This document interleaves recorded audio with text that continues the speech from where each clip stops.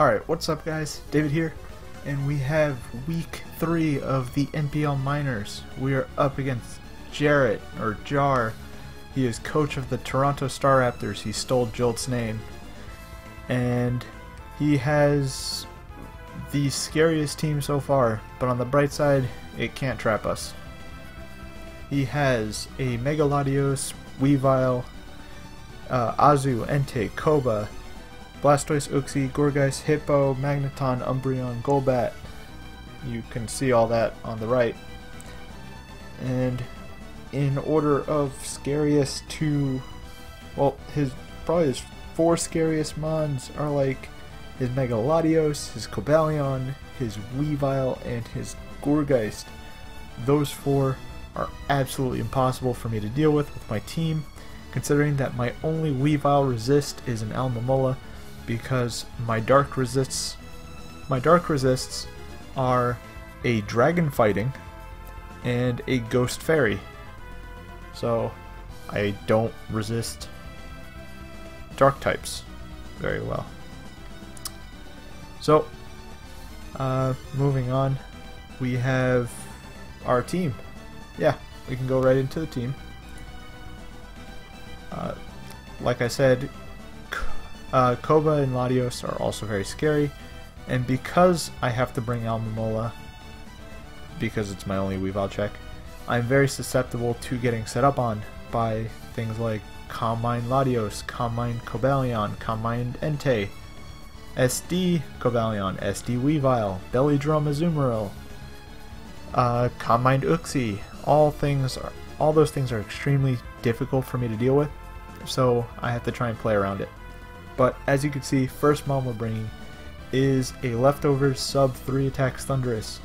Enough speed to outspeed Adamant Entei, in case he wants to run Bandit or something, or just Adamant if he wants to run E-Speed and Sacred Fire and things like that. Enough defense to live a Banded Aqua Jet from Azumarill after rocks, and the rest into special attack. Straightforward. Focus Blast, Thunderbolt, Dark Pulse. This thing is walled by Hippowdon, and it doesn't really have the special attack to really break Hippowdon anyway if it was Max Spadef. This thing does a lot of work to his team if I can get behind a sub, and if either Hippowdon or his Umbreon are weakened. It's also my easiest switch in on a Golbat. Oh, that's always good. So this thing's going to be breaking down walls. He has a lot of trouble answering it, and it's going to be breaking the walls for Scarf Drill. His only Earthquake immunity is Golbat, and I don't see Golbat coming because of things like Thundy T, Landorus, Gigalith, Sneasel, Musharna, Rufflet even. Like, a lot of things just deal with the Golbat very well. So I'm expecting Golbat's either coming as his defogger, or it's just not coming at all and he's foregoing defog. But Scarf Drill does a lot of work if Golbat doesn't show up, because Mold Breaker means his Latios and his Uxie are not immune to ground moves. Therefore, I could freely spam Earthquake. I am Scarfed to then outspeed things like Cobalion, because I need a way to revenge kill Cobalion, and I need a way to revenge kill Latios, because I don't outspeed a Latios with any mon on my team. Iron Head is to hit things like Golbat, and to hit things like Azu for like neutral, try and get a flinch or something. It's basically just for Golbat. And then we have Rapid Spin and Stealth Rocks because filler moves. I only needed Earthquake, and then I put Iron Head to hit a Golbat. The rest I just didn't need. 48 Spadef means I live a +1 Hidden Power Fire or Fighting, a super effective Hidden Power at +1. I live that, no problem. In theory, I think I take 99% max. And then I still have enough speed with an Adamant Nature to outspeed Timid Magneton. So, up next is Alomomola, our Weavile check. We were rocking leftovers. Super physically defensive, a little bit of Spadef, enough attack investment so that Waterfall is a 2-hit KO on non-max HP Entei, and that knockoff always breaks the sub of a 72 HP Mega Latios.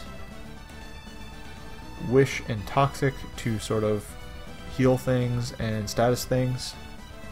You know, general Alomomola stuff. No Protect because I don't need it, and because this thing isn't really staying in on anything, so I have no reason to run Protect. Waterfall's nice for the Entei, but if I get burned, then that becomes a bit more problematic. This is basically just to come in on things like Cobalion, maybe Weavile if I know what kind of set it is. Bandit Azu is really good for me to switch into. And it's like a last resort. It checks things like Hippo really well, and it can check things like Golbat kind of well because it can knock off the Eviolite, and it doesn't really care about status because it's not staying in very much. But this thing is definitely needed on the team. So this was sort of my main core, and now I just needed to check the rest. I needed to check his mons with the rest of my last 3 picks. So up next we have Biggie Smalls. We have Mega King coming. We have a bulky Mega King. Shoutouts to the Verd over also in the minors and an NPL analyst. I had bulky King in mind, but he's the one who really pushed me to bring it, especially with Facade. He recommended Facade, and I thought that was really cool. So here we are.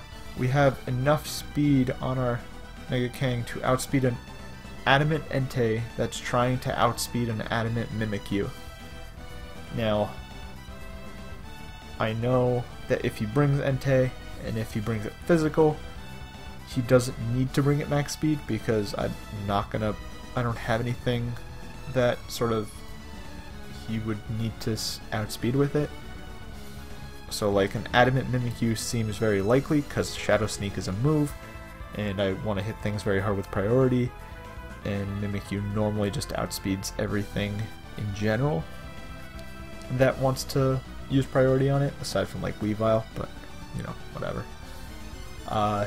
So it just outspeeds someone trying to outspeed my an Adamant Mimikyu.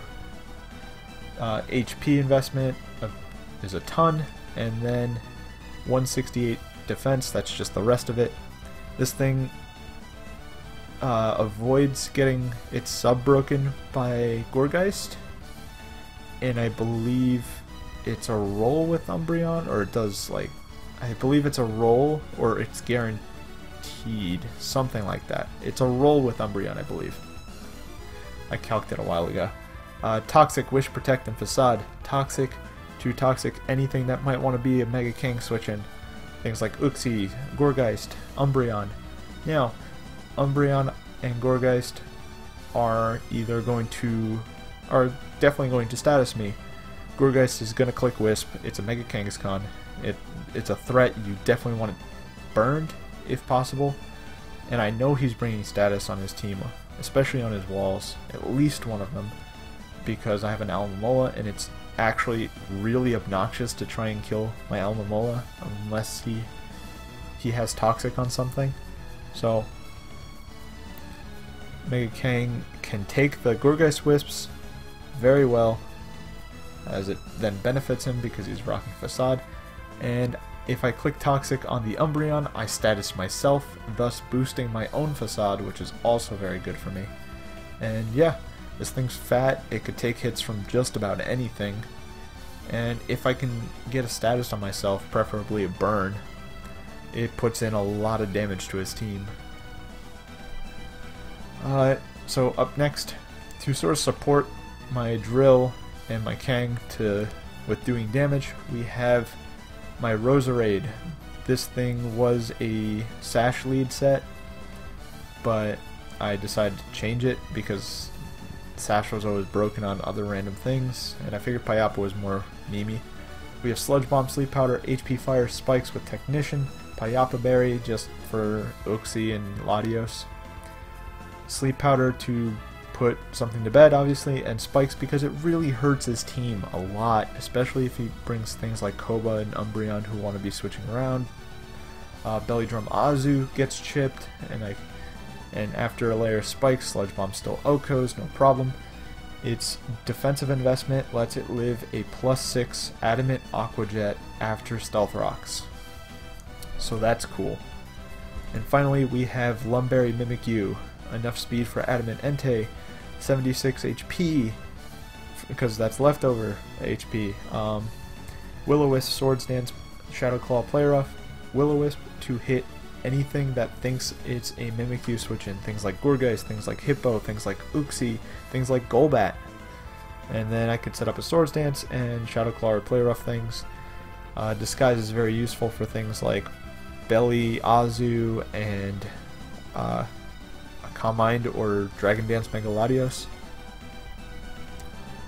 One thing I have to be careful about is Weavile can run Beat Up to just send Mimikyu into next week. So that's sort of what we're dealing with. So yeah, that's the team. The plan is to set up for a Excadrill sweep with Spikes and both Thundy and Mega Kang breaking things down. Let's jump into the match. Alright, as we can see, we have the Mega Latios, the Gourgeist, the Uxie, the Azumarill, Weavile, and Umbreon. Now, my two very big things are there's no Hippowdon, Umbreon came instead, and there's no Cobalion. No Cobalion is a huge sigh of relief for me because my team really struggles with it. My best check is Thundy, and then no Hippo means Thundy also has a really good time here because nothing really threatens it aside from like Weavile, and Umbreon walls it, but if I get lucky with Spadef drops or some flinches or something, then I'm in a good spot with that. So looking at his team, I feel like Uxie's gonna lead, and worst case scenario he leads Weavile and like I just click X. But I'm going to lead with my Roserade. It just matches up with everything. If he wants to get cheeky with Azu, or if he wants to lead Uxie to get rocks up because rocks look really problematic for me, or if he wants to get cheeky with a Latios, then by all means he can do that. So let's start it up. I lead Roserade, he leads Uxie. I decide, Uxie, you're going to bed, I don't want rocks up, and I'm going to then get another layer. I'm going to get my first layer of Spikes, and here I want to sort of gauge damage, see what kind of Umbreon he is. I crit him with a Sludge Bomb for 35. I don't get a poison, unfortunately. I sludge again to bank on the poison because I didn't really feel like I needed a second or third layer of Spikes. It wasn't really going to help me. A second layer only gives me 6%, so it's not a huge deal. But I can go into my Kang here as he fires off a Wish, and I'm going to Toxic. I either hit the Umbreon and I proc my own Facade, or I catch the Gourgeist and it's even better. So I catch the Gourgeist, awesome. He gets his Wish, whatever. I don't want to reveal Protect just yet, make him think I might be offensive with Toxic. So I go into my Roserade and I decide here's a good time for me to get a second layer. Sludge Bomb isn't going to do much to Roserade anyway, and I can't put anything else to sleep. And so here I decide I don't want this thing to stop subs on me, so I'm just going to Sludge Bomb until I die. And that's sort of my plan. Maybe I get a poison, maybe I don't. So he Calm Minds on my Sludge Bomb. He sees that it'll break a sub, so he just goes for a Psychic. It kills my Payapa. So I go into my Mimikyu. I'm like, this is a threat, and Play Rough kills. He decides to stay in it and break my Disguise, telling me that he's not beat up Weavile, or that he, I don't know. So here's a play. as I get sidetracked. But yeah, I went into Mimikyu because Latios was a threat and player I've killed from that range, thanks to Roserade and its investment. So in comes Weavile. Since my sash is broken, Weavile can click knockoff, and if he's Jolly, I almost guaranteed live. But if he's adamant, I would need, I think it's 94 to 115 or some ridiculous range, like 96 to 110 or something. I would need a min roll to live if he's adamant. I figured he'd be adamant. He had no real reason to be Jolly. So, but my thought process here was, if I let him get an SD, I lose the game. Like 100%, nothing on my team outspeeds Weavile, nothing on my team lives a +2 like low kick or knockoff or something. So I decide Mimikyu's either getting a cheeky kill with him getting cocky and setting up an SD on me, or Mimikyu dies or potentially lives the roll, and then I just go into my drill. So Mimikyu dies to the knockoff. I see that it's Life Orb. I go into my Excadrill because I know I outspeed. He doesn't click Ice Shard, and he tells me he doesn't click Ice Shard because he didn't believe I was Scarfed. He didn't want to believe that I was Scarfed because it's my only rocker, but little does he know we are Scarfed rocks. So I catch him with the Iron Head, and Weavile goes down. He should have saved it, he could have saved it, but alas. So yeah. So in comes the... So Excadrill's locked into Iron Head, and in comes Gourgeist. He frisks my Choice Scarf. Shocking. I decide now I can go into my Mega King here, as he fires off a Leech Seed. I'm like, alright, good, good. I'm gonna fire off a Wish, as he most likely burns me. So he got the Wisp off. I'm sitting very pretty.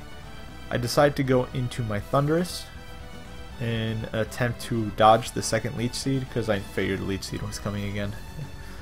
Like, there was no downside to clicking Leech Seed there. So in comes Thundurus. I double back into Mega Kang, expecting either him to not Leech Seed again and go for a Wisp, or go into his Umbreon. He decides to go into his Umbreon. I fire off a Wish as he fires off a Baton Pass, and he goes into his Azumarill.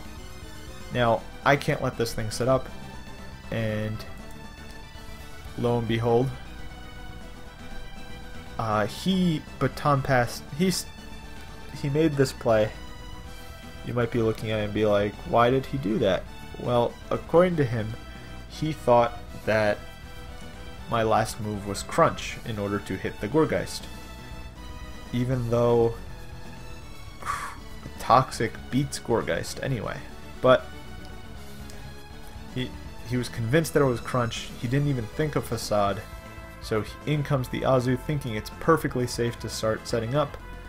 And it eats 70% of its health, plus the spikes damage.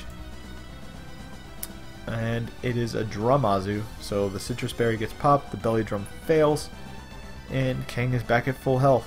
And it's going to take absolutely nothing as he switches out. Yeah, that's how he takes nothing. He first my Kangaskite.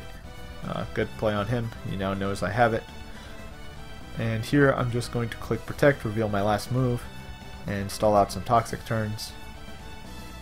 I'm going to fire off a Wish right here, as I have no other play, as he misses the Leech Seed, unfortunately, allowing me to just click Protect again and getting a kill on this Gourgeist. So shoutouts to Kang for getting its first kill this game. I believe next comes the Umbreon. Yes, and the Umbreon loses 1v1. I go for a Facade to sort of scout what he wants to do in case he wants to hard double on my Wish or on my Toxic or something. So he goes for a Wish. He protects. I don't want to give him a free Wish into anything. I don't want to overpredict and like Wish on him as he goes into Azu and full heals. So here I just go for a Toxic. Synchronize happens, it fails, oh well. And he gets his wish off. And I just decide I'm just going to click Facade until he dies. I have no reason to. I crit the second hit, which is whatever, as he crits the Foul Play for doing 40 like a monster. And I decide to wish here, knowing that I can live a Foul Play from this range. Foul Play plus burn shouldn't do under 30. And I protect here to heal up because I know he's Drum and he's not super scary. I heal up, no problem. And I just go for a Facade as Aqua Jet does 18. Yeah. So kill number 2 for Mega Kang.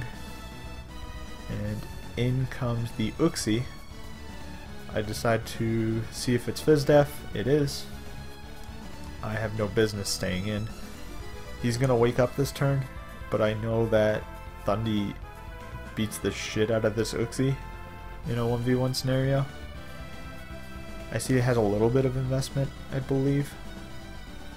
So I go for a Dark Pulse, a Colbur Berry. As he goes for the tech, he has Ice Punch, and he gets the freeze. Thundy's not going to get his 2 kills this game. So I decide it's Almamola's turn to get some kills. So what ends up happening is a sort of slow and painful death for our good buddy Jarr Boss, as the Almamola whittles down the Uxie and the Umbreon with waterfalls and knockoffs, as neither Mon is carrying any status, so Aloe walls it to infinity, plus the fact that Umbreon is poisoned, and unfortunately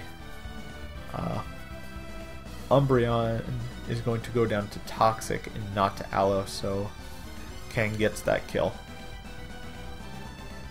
But overall, that was a really well played game, I feel, on both sides. Kang put in a lot of work, once again thanks to Verd for his suggestion. Jarr played well, he just didn't expect Facade Kang, and I don't blame him.